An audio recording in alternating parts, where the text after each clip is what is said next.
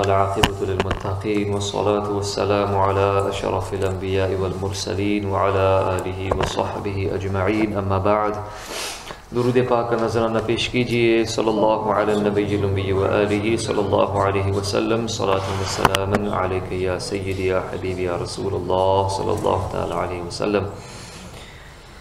امام جلال الدین سیوطی رحمۃ اللہ علیہ کی کتاب شرح الصدور میں سے موت کے حالات کے سلسلے میں آپ نے جو گفتگو فرمائی ہے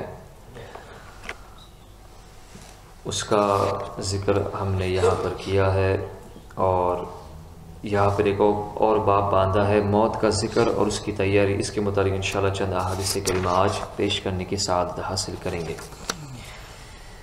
ترمذی نے حضرت ابو ہریرہ رضی اللہ تعالیٰ عنہ سے روایت کی کہ رسول اللہ صلی اللہ علیہ وسلم نے ارشاد فرمایا کہ لذتوں کو توڑنے والی چیز کو بکثرت یاد کرو، یعنی موت کو۔ بزاز نے حضرت انس بن مالک رضی اللہ تعالیٰ عنہ سے روایت کی کہ رسول اللہ صلی اللہ علیہ وسلم نے ارشاد فرمایا کہ لذتوں کو توڑنے والی چیز یعنی موت کو بکثرت یاد کرو، کیونکہ جو تنگ دست ہے اسے یاد کرتا ہے اس پر فراخی ہوتی ہے، اور جو خوش عیش اور فراخ دست ہوتا ہے اس پر تنگی ہوتی ہے۔ یعنی موت انسان کو راہ اعتدال پر لے آتی ہے، تنگ دست کی تنگ دستی ہیج ہوتی ہے اور مالدار کا مال بے حقیقت ہو جاتا ہے۔ ابن ماجہ نے حضرت عمر رضی اللہ تعالیٰ عنہ سے روایت کی کہ رسول اللہ صلی اللہ علیہ وسلم سے دریافت کیا گیا کہ سب سے عقل مند شخص کون ہے، سب سے عقل مند مومن کون ہے؟ آپ صلی اللہ علیہ وسلم نے ارشاد فرمایا جو موت کو سب سے زیادہ یاد رکھے اور موت کے بعد کے لیے سب سے اچھی تیاری کرے، یہ ہیں عقل مند۔ ترمذی نے حضرت شداد بن اوس رضی اللہ تعالیٰ عنہ سے روایت کی کہ رسول اللہ صلی اللہ علیہ وسلم نے فرمایا کہ عقل مند وہ ہے جو اپنے نفس کو خود بدلا دے اور بعد الموت کے لیے کام کرے، اور بے وقوف وہ ہے جو نفس کی پیروی کرے اور اللہ سے قسم قسم کی آرزویں کرے۔ یعنی موت کی تیاری نہ کرے پھر بھی اللہ تعالیٰ سے طرح طرح کی آرزو ہو، تمنا ہو کہ اللہ تعالیٰ مجھے جنت دے گا، یہ دے گا، وہ دے گا، یہ سب سے بے وقوف شخص ہے۔ ابن ابی دنیا نے حضرت انس رضی اللہ تعالیٰ عنہ سے روایت کی کہ موت کو بکثرت یاد کرو، وہ گناہوں کو زائل کرتی ہے اور دنیا میں زہد پیدا کرتی ہے، اور تم اس کو مالداری کے عالم میں یاد کرو گے تو یہ اس کو ختم کر دے گی، اور محتاجی کے عالم میں یاد کرو گے تو تم کو تمہاری زندگی سے راضی کر دے گی۔ ابن ابی دنیا نے حضرت عطا خراسانی رضی اللہ تعالیٰ عنہ سے روایت کی کہ حضور اکرم صلی اللہ علیہ وسلم ایک ایسی مجلس سے گزرے جس میں خوب ہنسی مذاق ہو رہا تھا۔ آپ صلی اللہ علیہ وسلم نے ارشاد فرمایا کہ اپنی مجلس میں لذتوں کو توڑنے والی چیز کی ملاوٹ بھی کرو۔ عرض کی گئی وہ کیا ہے؟ نبی کریم صلی اللہ علیہ وسلم نے ارشاد فرمایا کہ موت کی یاد۔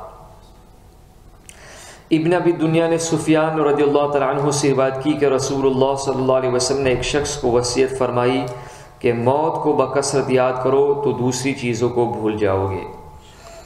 بیہقی نے ابن عطا سے روایت کی کہ رسول اللہ صلی اللہ علیہ وسلم جب لوگوں میں غفلت دیکھتے تو دروازہ پکڑ کر 3 مرتبہ فرماتے یا اہل الاسلام اتتکم المیتہ، یعنی اے اہل اسلام، اے مسلمانوں، موت آ گئی، اس کو جو کچھ اپنے ساتھ لانا تھا لے آئی، خوشی اور راحت لائی اللہ کے دوستوں کے لیے اور ان لوگوں کے لیے جو جنت میں رہیں گے، ان کے برکت کی خوشخبری لے آئی۔ سنو، ہر کوشش کرنے والے کی انتہا ہے اور ہر کوشش کرنے والے کی انتہا موت ہے، کوئی آگے جاتا ہے اور کوئی پیچھے رہ جاتا ہے۔ طبرانی نے حضرت عمار بن یاسر رضی اللہ تعالیٰ عنہ سے روایت کی کہ رسول اللہ صلی اللہ علیہ وسلم نے فرمایا نصیحت کرنے کو موت کافی ہے۔ اگر آدمی کو نصیحت چاہیے تو موت کا تصور ہی کافی ہے اس کے لیے۔ نبی کریم صلی اللہ علیہ وسلم سے عرض کی گئی کہ کیا شہداء کے ساتھ کسی اور کا حشر بھی ہوگا؟ کیا ایسا شخص بھی ہے جس کا حشر شہداء کے ساتھ ہوگا؟ نبی کریم صلی اللہ علیہ وسلم نے ارشاد فرمایا ہاں، اس شخص کا جو شب و روز میں موت کو 20 مرتبہ یاد کرے گا، اللہ تعالیٰ اسے شہداء کے ساتھ حشر عطا فرمائے گا۔ نیز حضرت سدی رضی اللہ عنہ اس آیت کریمہ خلق الموت والحیات لیبلوکم ایکم احسن عملا کی تفسیر میں مروی ہے کہ کون تم میں سے موت کو زائد یاد کرتا ہے اور کون اس کے لیے زائد تیاری کرتا ہے اور کون زائد ڈرتا ہے۔ ابن ابی شیبہ نے مصنف میں اور امام احمد بن حنبل نے کتاب الزہد میں ابن سابق سے روایت کی کہ ایک شخص کی حضور اکرم صلی اللہ علیہ وسلم کے سامنے بہت تعریف کی گئی۔ نبی کریم صلی اللہ علیہ وسلم دریافت کیا، پوچھا کہ وہ موت کو بھی یاد کرتا ہے کہ نہیں؟ عرض کی گئی کہ جی نہیں۔ تو نبی کریم صلی اللہ علیہ وسلم نے ارشاد فرمایا تو پھر وہ ایسا نہیں جیسا کہ تم کہتے ہو۔ بعض بزرگان دین کا کہنا ہے کہ جس نے موت کو بکثرت یاد کیا اسے 3 انعامات ملیں گے۔ توبہ کی جلد توفیق ہوگی، دل میں قناعت نصیب ہوگی اور عبادت میں خوشی ہوگی۔ اور جس نے موت کو بھلا دیا اس پر 3 مصیبتیں نازل ہوں گی، توبہ میں ٹال مٹول، بے صبری اور عبادت میں سستی۔ امام تیمی رحمۃ اللہ علیہ نے کہا 2 چیزوں نے میرے سامنے دنیا کی لذتوں کو بے حقیقت بنا دیا، موت کی یاد اور بارگاہ الہی میں کھڑا ہونا۔ ابن ابی دنیا نے انہی سے روایت کی کہ بعض حضرات نے اللہ تعالیٰ کے قول وَلَا تَنْسَ نَصِيبَكَ مِنَ الدُّنْيَا کی تفسیر کفن سے کی ہے، اور اس سے پہلے کی آیت میں فرمایا وَابْتَغِ فِيمَا آتَاكَ اللَّهُ الدَّارَ الْآخِرَةَ، دنیا کی چیزوں کو ایسی راہوں پر خرچ کرو کہ جس کے بدلے دار الآخرہ میں جنت بھی ملتی ہے، اور یاد رکھو کہ تم ہر چیز چھوڑ کر چلے جاؤ گے سوائے اپنے حصے کے، اور وہ ہے کفن۔ سعید بن منصور نے حضرت ابو الدرداء رضی اللہ تعالی عنہ سے روایت کی کہ آپ نے فرمایا فصیح و بلیغ نصیحت کے بعد جلد ہی غافل ہو جاتے ہیں۔ موت نصیحت کرنے کو کافی ہے، زمانہ جدائی ڈالنے کو کافی ہے۔ آج ہم گھروں میں ہیں اور کل قبروں میں ہوں گے۔ ابن ابی دنیا نے رجاء بن حیاء سے روایت کی کہ جو بندہ بکثرت موت کا ذکر کرے گا وہ خوشی اور حسد چھوڑ دے گا۔ طبرانی حضرت طارق محاربی سے روایت کرتے ہیں کہ انہوں نے فرمایا کہ مجھ سے رسول اللہ صلی اللہ علیہ وسلم نے ارشاد فرمایا موت کے لیے موت کے آنے سے پہلے تیار ہو جاؤ۔ ابن ابی شیبہ عون ابن عبداللہ سے روایت کرتے ہیں کہ انہوں نے فرمایا کہ جو شخص موت کو صحیح طور پر جانتا ہے تو وہ آئندہ کل کو اپنی زندگی میں شمار نہیں کرتا، کیونکہ بہت سے وہ لوگ جو دن کے ابتدائی حصے میں زندہ ہوتے ہیں اسے پورا نہیں کر پاتے، اور بہت سے کل کے امیدوار اپنی امید کو نہیں پہنچتے، اور اگر تو موت اور اس کی رفتار کو دیکھ لیتا تو تیری امید اور تیرا غرور مٹ جاتا۔ ابن ابی شیبہ نے ابو حازم سے روایت کی، انہوں نے فرمایا کہ جس کام کی وجہ سے تم موت کو برا سمجھنے لگو اسے چھوڑ دو، پھر مرنے کے بعد یہ تمہاری تکلیف کا باعث نہیں ہوگا۔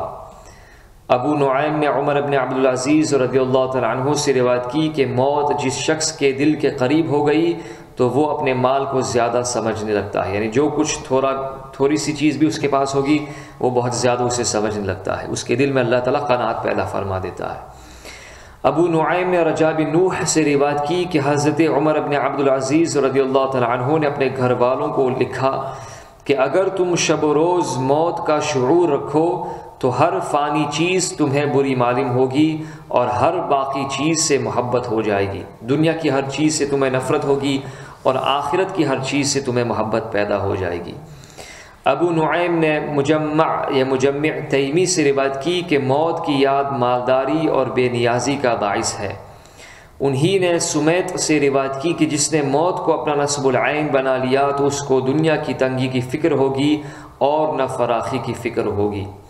انہی نے کعب سے روایت کی کہ جس نے موت کو پہچان لیا اس پر دنیا کے مصائب و آلام تکالیف آسان ہو گئی۔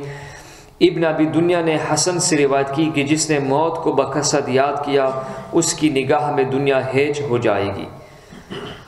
انہی نے قتادہ سے روایت کی کہ جو موت کی یاد رکھے اس کے لیے خوشخبری ہے، اور مالک ابن دینار رضی اللہ تعالیٰ عنہ سے روایت کہ موت کی یاد عمل کی زندگی کو کافی ہے۔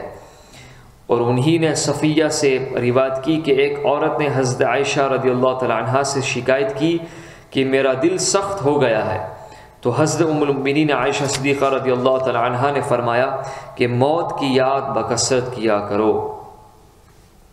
مولا علی رضی اللہ تعالیٰ عنہ سے روایت انہوں نے فرمایا کہ دنیا عمل کی جگہ ہے، موت کے بعد ہم کو اور تمہیں پتہ چلے گا۔ یعنی تم شاہدتاً جان جاؤ گے کہ حق کیا تھا۔ دارالمین حضرت انس ابن مالک رضی اللہ تعالیٰ عنہ سے روایت کی کہ رسول اللہ صلی اللہ علیہ وسلم نے ارشاد فرمایا، دنیا میں بہتر زہد موت کی یاد ہے اور بہتر عبادت تفکر ہے۔